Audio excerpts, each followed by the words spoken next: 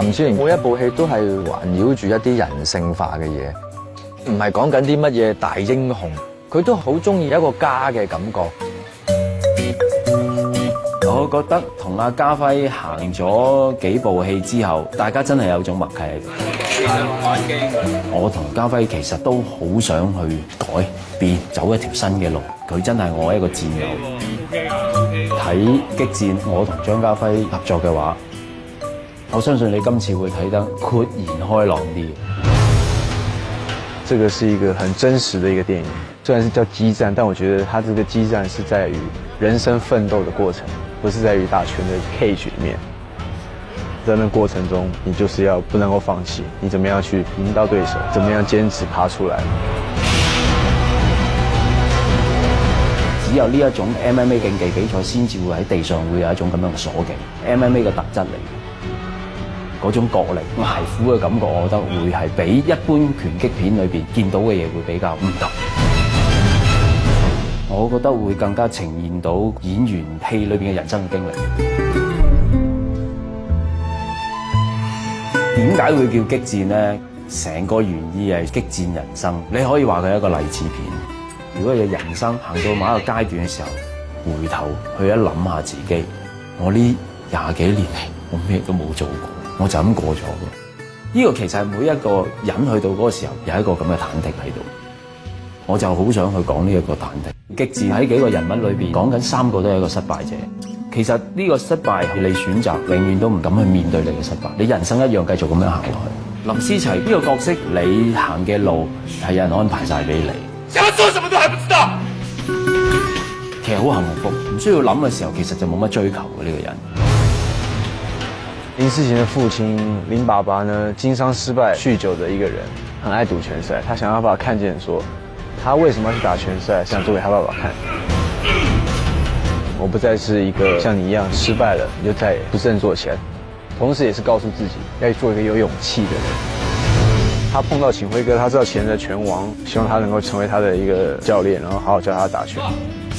這個思琪這角色，你怎麼看到思琪從不會到會，到堅持那2、3個月的訓練，最後去打一個拳賽，改變了他周遭這些人，他的教練請輝哥。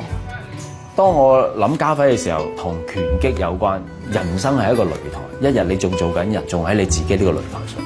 我成日都話，我之前啲戲咧係一嚿dark chocolate嚟嘅，其實開始想有一啲甜喺度。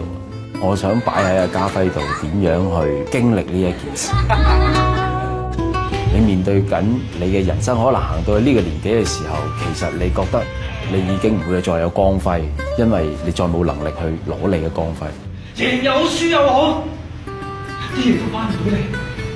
呢一樣嘢其實俾到家輝開頭嘅感覺，剩餘嘅時間咪咁樣行埋佢咯。但係其實佢心有不甘。但係將呢個人拉翻去個拳館嘅時候，呢間拳館帶俾佢好多以往嘅回憶。我曾經喺呢度成功過，但係今日我要喺度當安老院咁。程輝勝利沖昏咗頭腦，識去打假拳，坐完監翻出嚟，個世界已經變晒啦，已經唔再輪到你啦，挫敗感好大啦。喺思齊嘅訓練當中，佢好似無形中睇翻佢自己當年曾經都有過呢一種毅力，呢一種魄力。睇到佢有陣時喺拳館技巧上嘅嘢唔識，咁佢都會提點。呢個人我承認咧，又咪淨係同你咧，好似可以藉住阿思齊呢一個人，更正咗一啲自己錯誤，或者係延續自己嘅光輝。咁終於佢就重拾鬥心咧，就去參加呢個 MMA 比賽。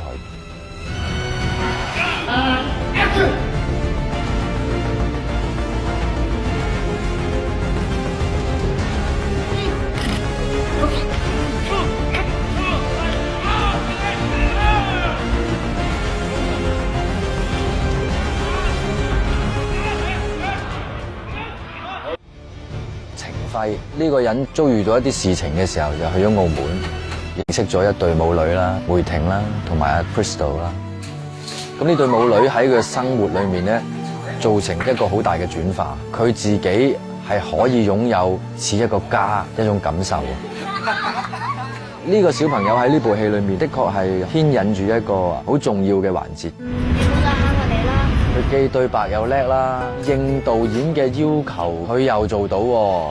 我同佢一做嘅時候，佢又好快跟到我條 track 去做喎。咁我係覺得佢幾有天分嘅一個小朋友嚟嘅。我亦都想唔到個細路女同阿家輝嗰個化學作用係咁大嘅，好感動，連個震撼力係完全唔同。我點解會揾彭于晏？佢好親切。之前戲裏邊，佢做一個體操選手嘅，佢可以用咗1年時間佢學體操，亦都係同我戲嘅主題好吻合。佢起碼曾經擁有過，佢明白呢一種心態。彭于晏就會比家輝打多好多場，想實感強啲，需要揾一啲真嘅拳手。打到阿彭于晏係，佢淨兩耳仔腫到咧，翻屋企係瞓唔到覺嘅。但係第日又要嚟打過。其實我耳朵現在沒有這麼大，每一個 take 就幾乎真的要吃幾拳。你知道鼻子都腫起來，耳朵都腫起來，這些都無所謂。導演都喜歡我們做演員，這是應該的。接這部電影的時候，知道有林超賢導演跟家輝哥，我就說哇，那我一定要參與啊！我覺得跟家輝哥演戲很生活，太自然。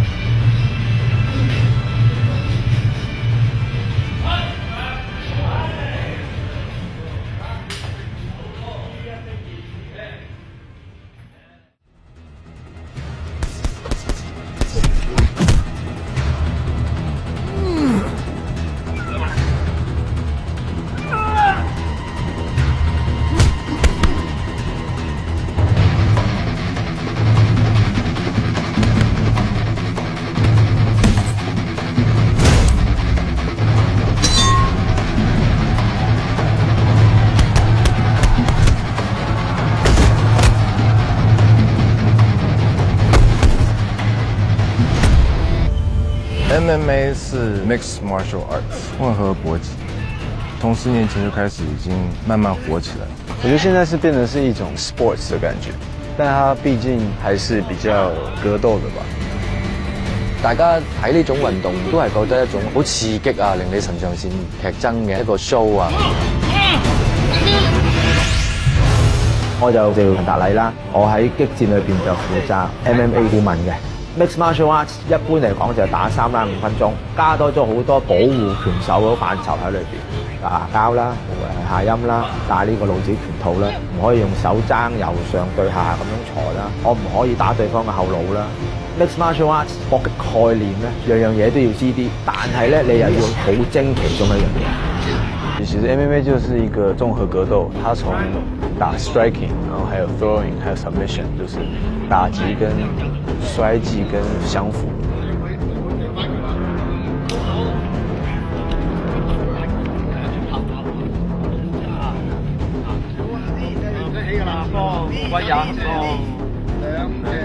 就這些都是在 MMA 裡面會常一定會用到的技巧。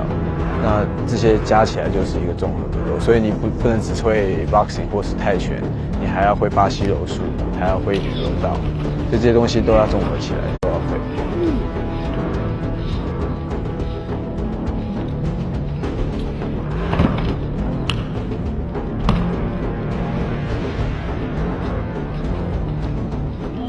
像 boxing 是在擂台上站着，這個會 K 到地上也可以打，反正谁先晕倒的，或是谁先 tap out。MMA 嗰種技擊刺激感的確係強好多，基本上係冇停呢回事，始終有個 cage 困住你，你硬係覺得好似無路可逃，嗰個受傷情況會打到血流披面嘅情況會比較多一啲。鎖技其中都一樣有 combination， 由一個鎖技接去第二個鎖技接去第三個鎖技，對方又點樣去走甩咧？希望喺套電影裏邊帶出去俾觀眾欣賞同埋了解。MMA 可以是一個運動，但當你放到 cage 裡面，它變得是你必須得用生命去打的一個拳賽。我覺得我這一生不會去選這東西，來拍一個 MMA movie 可以。我哋都係務求要攞到個精髓，攞到個精神咯。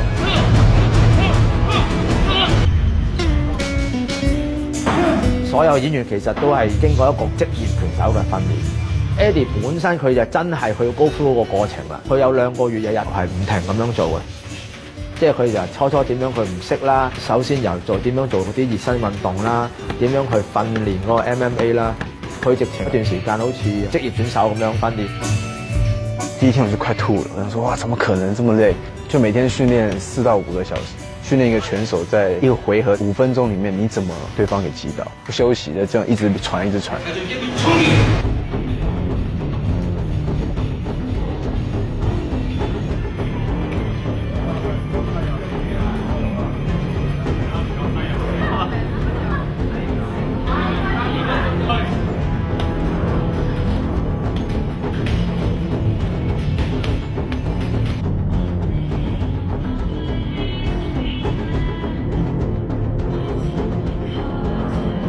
這個部分就屬於家輝哥。First of all，不可思議。家輝不嬲都係瘦底㗎啦，佢嘅體能對佢嚟講係一個更大嘅挑戰。由脂肪轉肌肉，你由冇到有咧係好艱難。佢能唔能夠達到一個最後大家會覺得無可置疑可以做一個 MMA 嘅拳手，係艱難㗎，但係一種動力。第一次我看到他的時候，我不敢相信他變成一個跟過去完全相反的一個狀態，身材啊。坦白講，呢套戲係好辛苦，真係好辛苦，辛苦到好辛苦。大家唔好睇咗呢部戲就覺得我好喜愛或者好醉心動作嗰個方向去發展。我攞好多獎嘅又係林超賢，拍得最辛苦嘅一部戲都係林超賢。即係我都希望走返少年陽光路線嗰啲咁樣。每一次每一部戲，我最唔想就係自己好似換件衫咁又行嚟又做第二個角色。我都希望每一部電影裏面有一種新鮮感俾觀眾感受到。